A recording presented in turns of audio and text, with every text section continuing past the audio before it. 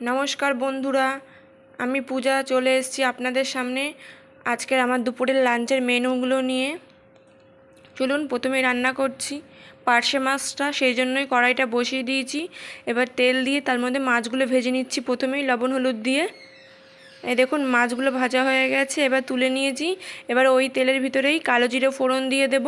এই দেখুন মাছগুলো সব ভাজা হয়ে গেছে, এই যে কালো জিরে ফোড়ন দিয়ে দিচ্ছি এবার তেলের ভিতরে। কালো জিরে হতে কিন্তু বেশিক্ষণ লাগে না, খুব তাড়াতাড়ি হয়ে যায়। এই যে কালো জিরেটা হয়ে গেছে, এবার এর ভিতরে দিয়ে দেবো সর্ষে বাটা 2 চামচ।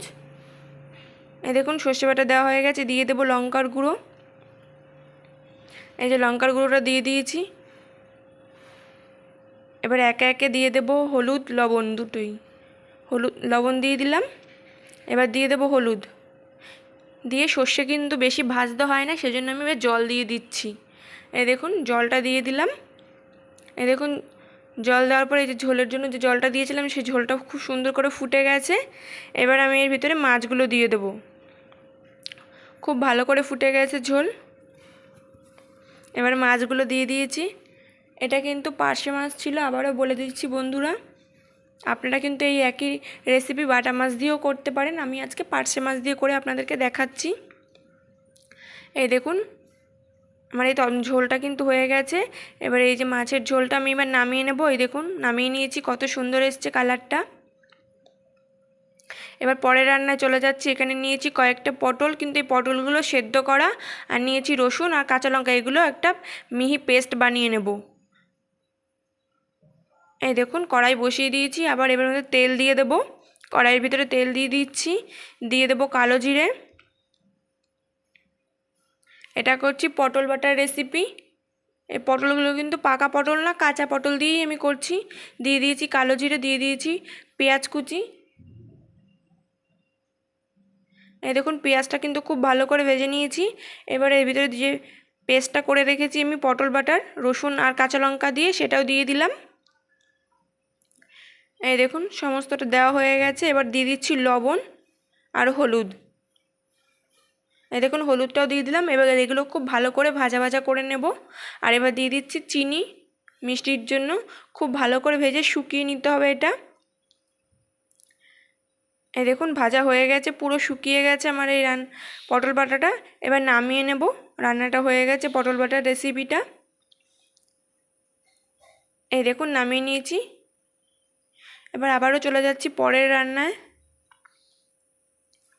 এই যে কড়াই বসিয়ে দিয়েছি, কড়াইয়ের মধ্যে তেল দিয়ে তাতে দিয়ে দিয়েছি 5 ফোড়ন আর পেঁয়াজ ফোড়ন। এবার দিয়ে দিচ্ছি সবজি কেটে রেখেছি, এর মধ্যে আছে ঝিঙে, আলু, কাঁঠালের আটি, পটল ডাঁটা। আপনারা আপনাদের পছন্দ মতো সবজি দিয়ে করবেন। আমি এই সবজিগুলো দিয়েছি, দিয়ে খুব ভালো করে ভেজে নিচ্ছি আর দিয়ে দিয়েছি লবণ। এই দেখুন খুব ভালো করে ভাজা হয়ে গেছে। এবার চাপা দিয়ে দেব, ঢাকনা দিয়ে চাপা দিয়ে দিয়েছি। এটা নিভা আছে, সব সবজিগুলো ভালো করে সেদ্ধ করে নেব।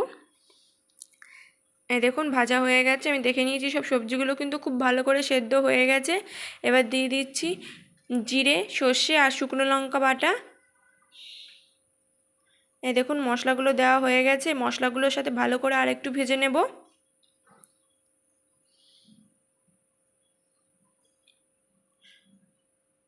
এই দেখুন মশলাগুলো কিন্তু ভাজা হয়ে গেছে, দিয়ে দেব হলুদ,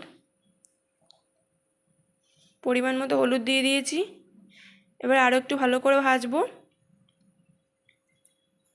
এই দেখুন ভাজা হয়ে গেছে। এবার বাড়ির বাগানের টাটকা লাউ শাক কেটে রেখেছিলাম, সেইগুলো দিয়ে দিচ্ছি। আমি একটু শাকটা পরে দিচ্ছি, কারণ শাকগুলো খুবই কচি ছিল, সেই জন্য আগে দেইনি। আপনাদের যদি শাকগুলো কচি না হয় আপনারা আগে দিয়ে দেবেন, আমি এই সময় দিয়েছি। শাকগুলো কচি তাই ভাপের সাথেই গলে যাবে একদম। এবার শাকগুলো দিয়ে দিয়েছি, এবার আবারও ঢাকা দিয়ে দেবো। এই দেখুন ঢাকনা তুলে নিয়েছি, শাক থেকে অনেকটা জল বেরিয়ে গেছিলো, শাকগুলো অনেকটা সেদ্ধ হয়ে গেছিলো। এবার আমি জল দিয়ে দেবো, সব ভালো করে মিশিয়ে নিয়েছি। এবার জল দিয়ে দিচ্ছি। এই দেখুন জলটা দিয়ে দিলাম।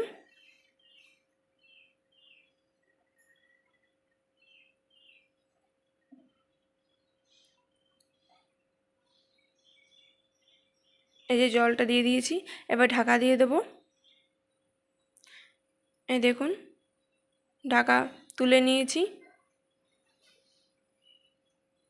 সব সবজি ভালোভাবে সেদ্ধ হয়ে গেছে। আবার একটু ঢাকা দিয়ে দেব। এই ঢাকা তুলে নিয়ে এবারে দেখুন সাইডে বড়ি ভেজে রেখেছি, এই বড়িগুলো দিয়ে দেব। ডালের বড়ি সব একসাথে ভালো করে মিশিয়ে নিয়েছি। এবার পরিমাণ মতো চিনি দিয়ে দেব। এই দেখুন সব ভালো করে মিশিয়ে নিয়েছি। আমার এই রান্নাটা হয়ে গেছে পাঁচমিশালি সবজির। এবার এটা নামিয়ে নিচ্ছি।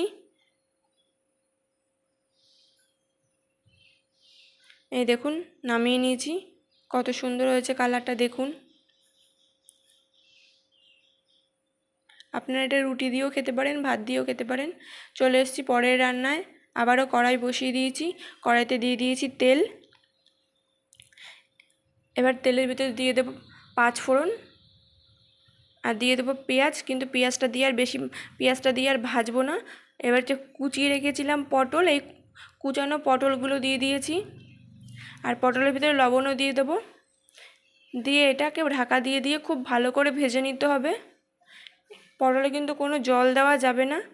এই দেখুন ঢাকা দিয়ে দিয়েছি। এই যে ঢাকা তুলে নিয়েছি, তুলে নিয়ে এবার দিয়ে দিচ্ছি হলুদ। আগেই লবণ দিয়ে দিয়েছিলাম। দিয়ে দিয়েছি লঙ্কার গুঁড়ো আর দিয়ে দেবো সর্ষে বাটা। দিয়ে সমস্ত কিছু একসাথে ভালো করে ভাজা ভাজা করে নেব। আর আপনারা এই রান্নাটা একবার হলেও করে খাবেন। এই দেখুন সমস্ত কিছু কিন্তু ভালো করে ভেজে নিচ্ছি।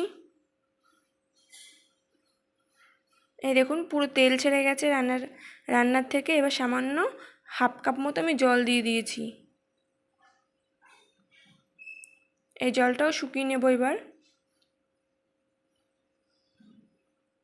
যেহেতু কাঠের জালে আমি করছিলাম সেজন্য জল দিয়েছি। আপনারা যদি গ্যাসে করেন তো সেক্ষেত্রে আঁচটা কমিয়ে রান্না করবেন, জল দেওয়ার প্রয়োজন নেই। এই দেখুন হয়ে গেছে, এবার নামিয়ে নিয়েছি। এই দেখুন কতটা সুন্দর হয়েছে কালারটা। আজকে আমার দুপুরের মেনুগুলো সব হয়ে গেছে। দেখুন এখানে আছে উচ্ছে আলু ভাজা, পটল বাটা, পটলের ঝাল, আর এই যে নিরামিষ সবজিটা, আর এই যে পার্শে মাছের ঝাল, আর ছিল সঙ্গে আমড়ার চাটনি। আমার এই আজকে দুপুরের মেনুগুলো যদি ভালো লেগে থাকে আপনাদের লাইক কমেন্ট শেয়ার করে দেবেন আর আমার পাশে থাকবেন, আমার চ্যানেলটা সাবস্ক্রাইব করে দেবেন। আজকের জন্য আসি বন্ধুরা, দেখা হবে আবার অন্য কোনো ভিডিওতে।